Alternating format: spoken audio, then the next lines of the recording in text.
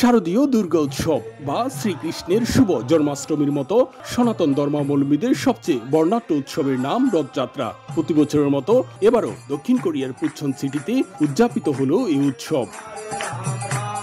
আয়োজনে ছিল হরিনাম সংকীর্তন, বৈদিক যজ্ঞ, প্রসাদ বিতরণ, আলোচনা সভা ও শোভাযাত্রা। মূল আকর্ষণ ছিল শ্রী জগন্নাথ দেবের রথ শোভাযাত্রা। এই যাত্রায় অংশগ্রহণে খুশি প্রবাসী বাংলাদেশিরাও। কোরিয়াতে প্রতি বছর নেই, এবারও বাংলাদেশের মতো করেই আয়োজিত হয়ে যাচ্ছে রথযাত্রা। এখন হচ্ছে বাংলাদেশি, ইন্ডিয়ান, নেপালিস অনেক হিন্দু ধর্মাবলম্বী আজকে সমবেত হয়েছেন। যাদের সাথে বছরে কখনো দেখা নাও হয়তো এই রথযাত্রার কারণে দেখা যায় যে তারা সকলেই একসাথে এসে এখানে দেখা হচ্ছে, মত বিনিময় করতে পারছে। ভগবানকে সামনে থেকে দেখতেছি, প্রার্থনা করতেছি, প্রসাদ পাইতেছি, সবাই ভালো আছি।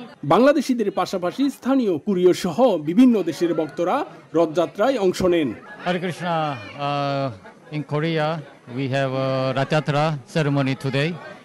As you see, we have so many people from India, Bangladesh, and Nepal also. So we are happy to have so many guests. নগদের কাছে সব গ্রাহকই প্রিয়, তাই তো সারা দেশে ক্যাশ আউট চার্জ সবচেয়ে কম।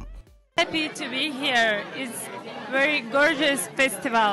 It's a wonderful opportunity to get together with the friends, with family, to come to have a darshan with the deities. Very auspicious occasion, and we have come from Gunsan to participate in this Rath Yatra.